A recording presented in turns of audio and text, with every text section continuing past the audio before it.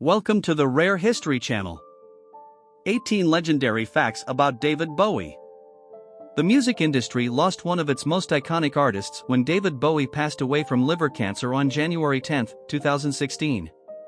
Bowie's death came as a surprise to music fans around the world, as he kept his diagnosis quiet. Which isn't all that surprising when you consider the often elusive nature of Bowie over the years. Here are some other things you might not have known about David Bowie, who was born on January 8, 1947. Fact number 1.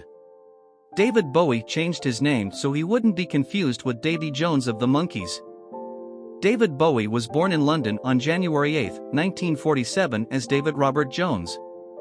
But as he readied to embark on his musical career as a teen, there was a problem. Davy Jones, the lead singer of the Monkees, was already a known quantity in the music industry, and the aspiring artist was afraid they might be confused. So David Jones changed his name to David Bowie. In 1967, 14-year-old Sandra Dodd sent Bowie what would be his first fan letter from America, in which she asked him about his name. Bowie quipped, "In answer to your questions, my real name is David Jones and I don't have to tell you why I changed it. Nobody's going to make a monkey out of you," said my manager. Number 2. David Bowie's first recorded song was found decades later tucked away in a bread box. When I Never Dreamed was recorded in 1963, David Bowie was just 16 years old and in his first band, the Conrads. David Hatfield, former drummer and manager of the Conrads, found the old tape recording tucked away in a bread box when he was moving homes in the 1990s. The tape went to auction in 2018 and sold for almost £40,000, or just over $50,000. Number 3. No, his eyes were not two different colors. While people often claim that Bowie had heterochromia, a genetic condition that results in having two different colored eyes, that is incorrect. Both of his eyes are blue. The ocular oddity that you do notice is what is known as aniscoria, or a permanently dilated pupil, which happened when Bowie was 15 years old and got into a fight with his friend, George Underwood, over a girl. "I was so aggrieved I walked over to him, basically, turned him around and went whack without even thinking," Underwood explained. His fingernail sliced into Bowie's eye.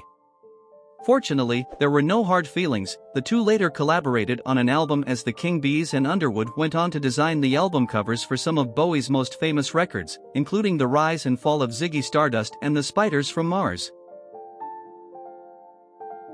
Number 4. His eye took a beating on more than one occasion.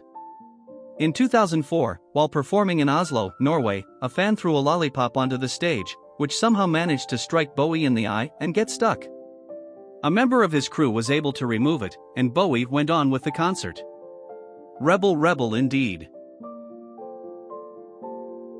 Number 5. Bowie was boyhood friends with Peter Frampton. Despite Bowie being more than 3 years older than Peter Frampton, the two struck up a friendship as youngsters. Both attended Bromley Technical High School, where Frampton's dad was Bowie's art teacher. The two shared a unique bond over music and remained close friends until Bowie's death. "He really introduced me, along with George Underwood, to Buddy Holly and Eddie Cochran, people I wasn't aware of at that age," Frampton once said of his childhood friend. The two would collaborate a number of times over the years. Number 6. Bowie and Elton John were pals as teens, too. Back in their teens, when Bowie was still known as David Jones and Elton John went by Reginald Kenneth Dwight, the two future rock icons became fast friends and would frequently get together to talk about music. But shortly after Bowie's death, John admitted that they had a falling out and hadn't talked much in about 40 years. "David and I were not the best of friends towards the end," John said. "We started out being really good friends. We used to hang out together with Mark Bolan, going to gay clubs, but I think we just drifted apart. He once called me rock and roll's token queen in an interview with Rolling Stone, which I thought was a bit snooty. He wasn't my cup of tea. No, I wasn't his cup of tea." Number 7. As a teen, he founded the Society for the Prevention of Cruelty to Long-Haired Men. In 1964, when he was just 17 years old, Bowie formed the Society for the Prevention of Cruelty to Long-Haired Men, an organization aimed at protesting the treatment that he and other men with long hair received on the streets of London. He took the matter seriously, as you can see from the BBC interview above. That BBC spot led to an interview with the London Evening News, where Bowie explained that the organization was really for the protection of pop musicians and those who wear their hair long. Anyone who has the courage to wear their hair down to his shoulders has to go through hell. It's time we were united and stood up for our curls. Number 8. His first hit, Space Oddity, was perfectly timed. On July 11, 1969, Bowie released the single Space Oddity. The timing could not have been more perfect. 9 days after its release, the BBC ran the song over its coverage of Apollo 11's lunar landing. It would end up being his first big hit in the UK. Number 9. Space Oddity was playing inside the Tesla that Elon Musk launched into space. In 2018, Elon Musk launched a Tesla Roadster into space using SpaceX's Falcon Heavy rocket. Musk claims Space Oddity was playing on the car's stereo system during the journey. And the dummy in the car was given the name Starman, after another outer space-themed song on Bowie's 1972 album The Rise and Fall of Ziggy Stardust and the Spiders from Mars. Number 10. Bowie's brother was a major inspiration for his music. In 1985, Bowie's half-brother Terry Burns, who battled mental health issues throughout his life, escaped from the hospital where he had been admitted and killed himself. In Nicholas Pegg's The Complete David Bowie, the writer revealed that Burns had quite an impact on Bowie's writing. He was reportedly the inspiration for a number of his songs, including Aladdin Sane, All the Madmen, and Jump They Say. Number 11. His first alter ego was the Laughing Gnome, which was also a bassoon-tinged 1967 single. As he was recording his debut album, Bowie holed up in London's Decca Studios, during which time he taught himself music theory out of a book, shuffled about in a box of gravel to get ambience for a song called Please Mr. Gravedigger, and also recorded The Laughing Gnome, which was inspired by Bowie's admiration for Anthony Newley, who wrote the Oompa Loompa song.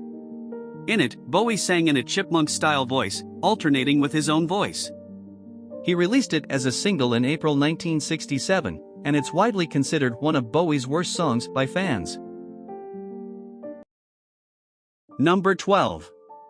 For a time, he feared a wizard might steal his urine. For years after his Ziggy Stardust period, Bowie became the Thin White Duke. It was during this period that he struggled with both drug and emotional problems. In David Buckley's book, Strange Fascination, David Bowie, The Definitive Story, the author wrote that by 1975, Bowie was living a cocooned existence in Los Angeles, disconnected from the real world. He was apparently subsisting on a diet of peppers and milk, and exhibited some truly strange behaviors like keeping his urine in his refrigerator so that no other wizard could use it to enchant him.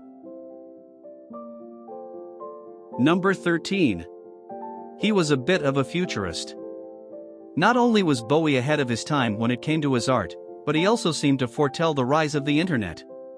In 1999, while discussing a newfangled invention known as the World Wide Web with Jeremy Paxman of the BBC, the host suggests that the internet's potential has been hugely exaggerated. Bowie was quick to make it clear that he didn't agree. I really embrace the idea that there's a new demystification process between the artist and the audience. Bowie said the interplay between the user and the provider will be so simpatico it's going to crush our ideas of what mediums are all about. Number 14. Bowie was a pioneer of music streaming. In September 1996, Bowie became the first major artist to release a single via internet download only with Telling Lies. It took about 11 minutes to download. That was just the beginning. In 1998, Bowie announced that he'd be launching his own internet service provider, known as BowieNet. Number 15. BowieNet, the internet service provider Bowie launched in 1998, was a precursor to social media. Much like America Online, the leading internet service provider at the time, users were free, for $19.95 per month, to access any part of the internet on BowieNet, though their default landing page was davidbowie.com, and they were given a unique @davidbowie.com email address and 5 megabytes of storage that allowed them to create their own content. But most significant and most cool was the fact that Bowie used BowieNet to interact with fans, posting his sailor on the BowieNet message boards, and he even hosted chats in real time. Number 16. In 2007, he voiced a character on SpongeBob SquarePants.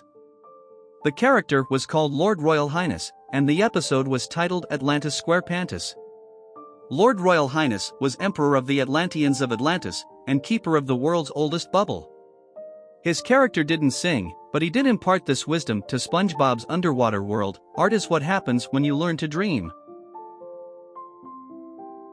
Number 17.